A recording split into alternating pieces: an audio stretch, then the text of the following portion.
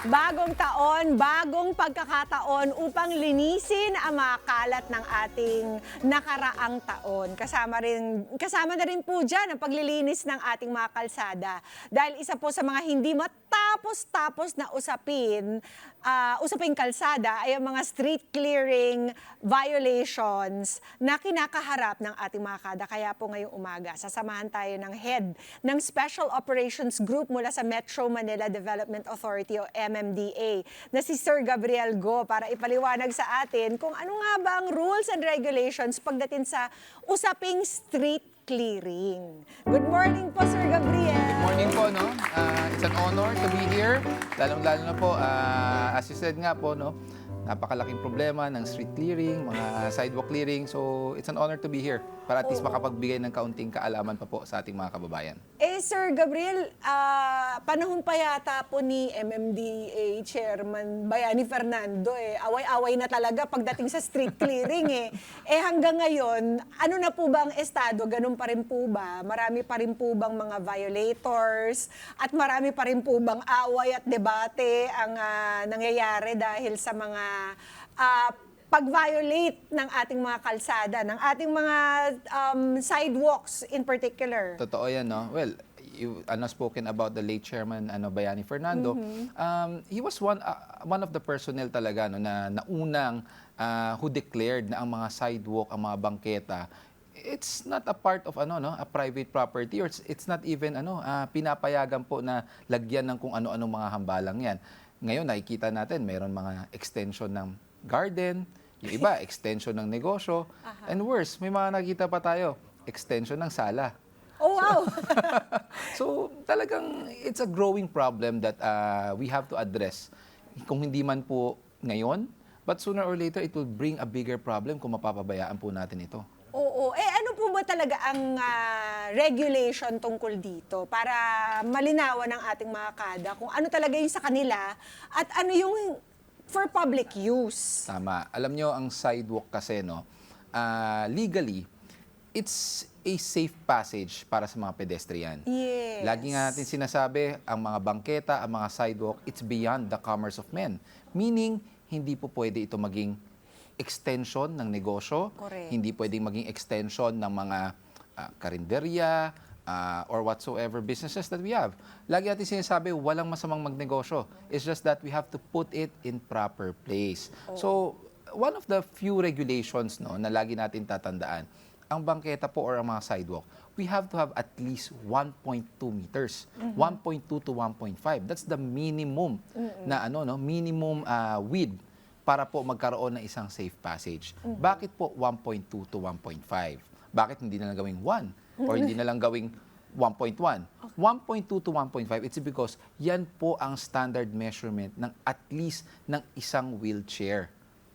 So, yan po, no, ang mga pedestrian or mga sidewalks po natin, it was built not only para sa mga tao na naglalakad. Nandyan din po, iniisip natin ang kapakanan ng ating mga kababayan na medyo may kapansanan, na hindi po makakapaglakad. So, they're using the wheelchairs. So, that's their logic behind kung bakit at least man lang 1.5. Anything beyond it, hindi naman po porke sinabi natin 1.5, pwede na po nyo lagyan niya ng karinderya o ng upuan o ng kainan. Tatandaan po natin, anything that obstruct the safe passage ng ating mga pedestrian, it's considered nuisance. Meaning, obstruction po yan. Kasi ginagamit din po yan ng mga bumbero natin, hindi po ba? Kapag Ayan. mayroong mga sunog ng pulisya. Totoo. Actually, mapapansin natin, no, karamihan ng mga sidewalk, meron pong mga fire hydrants. Correct. So, isa po yan sa mahigpit na pinagbabawal natin yung paghaharang ng mga fire hydrants. Why? Pag nagkaroon po ng sunog, saan kukuha ang mga bumbero ng kanilang water supply? Pag may nakaharang na sasakyan. Naku. O yung iba po, inaakala natin, ang fire hydrant, meron kasing mga tube, di ba, na warning. Yes. Akala, pwede na doon ipadlock ang bisikleta. Pinapadlock ang mga motor or even mga tricycle.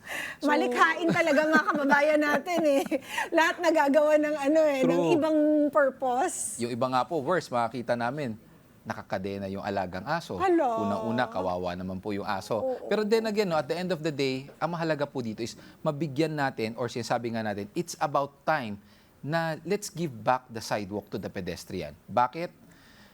nagrereklamo tayo ng traffic. Isa sa mga malaking reasons kung bakit nagkaka-traffic, it's because ang mga tao, supposedly maglakad sa bangketa maglakad. or sa sidewalk, yung iba ayaw.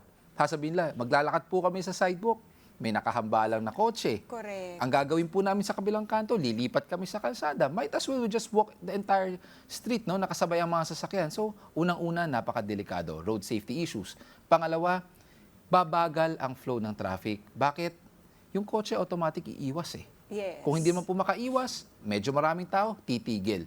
So, those are some of the basic reasons kung bakit kailangan nating linisin ang mga bangketa or mga sidewalk natin. Okay. Sir Gabriel, ano po ba ang karampatang parusa kapag ito'y na-violate? Okay. Unang-una, ang mga sidewalk, as I said, no, it's beyond the commerce of men yan. So ngayon, pag meron po tayong mga nakukumpiska, or let's say meron tayong nakita na mga nakahambalang, lamesa, yung iba, halaman, most of the time, nagbibigay naman po kami ng kaunting konsiderasyon na warning. So for Okay. example, nag-operate kami ngayong araw sa isang kalsada, first time. We give them the proper education, give them the proper guideline. Pangalawang beses, pag bumalik kami, then we have no choice because nagbigay na po kami ng konsiderasyon. Kinukumpiska na po natin kung ano man po ang mga nakaharang sa bangketa or sa sidewalk. Okay. Pero, hindi lang po basta-basta confiscate yan. Meron din po kaming ini-issue na environmental ticket. So, mapapansin po natin, the usual po na nai-issuean yan, yung mga talyer, Okay. mga motorcycle shops. Oo. So, makikita natin, Ginawa na nilang parking Yeah. space nila yung ano. yung parking, gawing parking space, pwede nating tikitan at ito yung motor eh. Oo. Ang masama po dito is, nandun na nagre-repair. So, yung lubricants, yung crudo, yung langis, okay. nandun sa bangketa. So, kahit na alisin pa natin yung nakaparada doon, pag naglakad ang tao doon, Hazardous definitely pa rin. hazardous at may kakaroon ng road safety issues yan. So, pwede may madapa. So, ini-issue pa po natin ng environmental ticket, which Ano is po yun? May- dirty frontage, obstruction. So, it ranges from the violation of 1,000 or the minimum is 500 obstruction eh. Okay. Then 1,000, 1,500. So, hindi po porke nakaharang yan, kung kumpiskahin, tapos na. May pananagutan pa rin po ang may-ari ng pwestong yun. Pero hindi po ba medyo light yung 1,500? Sasabihin nila ba, kayang-kaya ko naman yung bayaran every month. Pero medyo magaan, no? Pero considering para sa ating mga typical nating mga kababayan, 1,000 pesos is already a big deal for them. I mean, ang dami na po mabibili para sa isang pamilya na, kumbaga, they just have a small business. But yung kinukumpiska po ang Yun ang mga masakit. gamit, yun ang masakit eh, di ba? Kayo po ba, yung lamesa, willing po ba kayo? Pag nakumpiska ngayon, bukas ibabalik yun, mako-confiscate na naman. So, yan po yung mga kailangan nating isipin, no? Lagi nga namin sinasabi, magnegosyo tayo, walang problema. Everyone needs to make a living. Pero kailangan natin ilagay ito sa tamang lugar na one, we have to be considerate of the public na hindi po ito makakaharang. May ikukwento lang po ako sa inyo, Sir Gabriela. Sakto lang na ito yung pinag-uusapan natin kasi recently, nagpunta po ako ng Tokyo. So doon po sa labas, merong parang convenience store doon. Tapos naglagay siya ng 2 lamesa sa labas nung kombini. Tapos, parang merong ito yung 2 lamesa, tapos merong ganitong line. Sinabi talaga nung tindero sa kombini, sige, pwede kang bumili dito at pwede mong i-consume dun sa table na nasa labas, pero hindi ka pwede lumampas. Dun sa line na yun. Yan. Yan yung mga, alam mo, even here no, sa atin, yun nga sinasabi natin at least 1.5 meters man lang. But this is case-to-case basis. Kasi merong mga lungsod sa Maynila na they provide a sidewalk that is more than 1.5, which is napakaganda, no? Kasi maluwag, pwedeng maglakad, pwede nga mag-holding hand sa luwag eh, di ba? So, yan yung mga kailangan natin tingnan. Kung ang sidewalk po ng isang city or ng isang lugar is more than 1.5, definitely hindi natin pwedeng harangan yan. But anything beyond that, yan ang tinatawag po nating konsiderasyon na pwede kayong magbenta dyan, pero hindi kayo pwedeng lumagpas. That's why most of the time, no, yung mga karinderya, yung upuan nakukumpiska, yung lamesa o yung mga paninda iniiwan. Nandun pa rin. Kasi nandoon sa loob. And madagdag ko na po, para din sa ating mga kababayan na yung mga kinoconfiscate po natin when it comes to sidewalk obstruction, as much as possible, hindi po kami kumukuha ng paninda. Okay. Bakit? Naiintindihan namin ang kalagayan natin, yung merong puhunan eh. That's why what we try to remove is yung way para maibalik mo yung paninda mo. So Okay. kung kayo walang lamesa, wala ka ng estante, wala ka ng cabinet, Paano ka magbebenta? paano ka magbebenta, di ba? So you have no choice, you have to put it in proper place. Okay. So kanina na-mention nyo rin po na kapag nakapark ang kotse doon, maari siyang matow. Tama. So ano po yung nagiging proseso? Halimbawa, syempre tinow yung kotse mo. Also pupuntahan din natin yung mga, di ba naka-color coded yung mga Yes. sidewalks Tama. to pertain to ito yung pwedeng parkingan, ito yung hindi pwede. Kung walang no parking sign, di ba? Meron din tayong tinitignan na kulay dun Correct. sa ating mga sidewalks. Pero kapag natow po yung kotse, paano mo malalaman ng owner na tinow yung kotse at hindi po ito ninakaw? Ayan.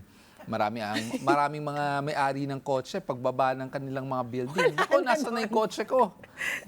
Baka buti naman wala pa po nagfa-file ng ng carnapping. But Oo. kidding aside, ganito kasi yan, ang illegal parking dalawang klase yan. Okay. One is illegal parking attended, which is pag dumating po ang operation, dumating ang enforcer, habang sinusulat ang ticket, dumating ang driver. So nakapagbigay po ng lisensya, Okay. ng valid driver's license. Okay. So ngayon ang matitikitan is the license of the driver or the Oo. owner. At maiaalis niya yung sasakyan. Pangalawa, ito na po yung illegal parking unattended.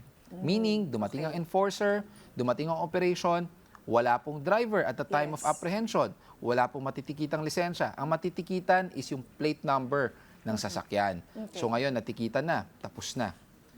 Wala pa rin bumababang driver within the allotted consideration of 5 minutes. Itong 5 minutes na to, kung tutuusin, on technical aspect, ito po ay 5 beses na busina o siren in between of 1 minute. Okay. So hindi po ibig sabihin na pag wala pang 5 minutes, hindi mo ko pwedeng tikitan.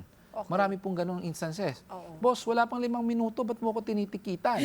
Ang ibig sabihin po ng 5 minutes na consideration is para hindi ka matow. So ngayon, pag ikaw ay natow, paano Pero mo nalaman? violation na yun. Still a Oo, violation. okay. So paano mo nalaman na natow na yung kotse mo at hindi biglang naglaho? Oo. Meron po tayong iniiwan na tinatawag natin towing and impounding form Okay. or TIF. Okay. So ito po ay nandun po naka-indicate ang plate number ng sasakyan, oras kayo na tow, Okay. contact details, sinong Yes. towing representative, sinong tow truck ang kumuha ng iyong sasakyan. At nandun po naka-indicate din kung sinong enforcer. At nandun po malinaw naka-indicate ang contact details. Para po pagbaba nyo, pwede nyo na pong tawagan kung ang sasakyan nyo po ay nakarating na sa impounding area. Saan nyo po ilalagay yan? Wala naman yung kotse na. Ayan. Most of the time, no, pag may mga ganong instances, Oo. either we leave it sa mga security personnel, sa mga guard. Okay. Kung hindi naman po, let's say may mga tindahan, iniiwan po natin doon. Or worst comes to worst, pag wala po talagang anyone to receive that form, iniiwan na po namin kung saan po nakaparada ang kotse, pinapaskil namin either sa pader, sa poste, or kung hindi, we leave it on the ground. Okay. Pero, we make sure na hindi po ito mawawala, hindi po ito mababasa pag umulan. Usually, pag umuulan yan or makulimlim, binabalutan po namin ng plastic. Wow. Tapos, iniipit po ng bato. Pero pag Okay. maaraw, nakadate po yan sa poste. Okay. Sir Gabriel, so para hindi pumato ang ating mga kababayan, ano po ba yung mga reminder sa kanila about bukod sa no traffic signs, dun sa mga kulay ng Yan. mga bangketa na dapat hindi nila paradahan? Alam niyo po ba, for the longest time, marami rin po ang hindi nakakaalam na ang mga road markings are also considered traffic signs. Road markings. Meaning, ang mga kulay... The markings on the street. The markings on the Oo, streets tsaka are sa also... bangketa. Yes, are also traffic signs po yan.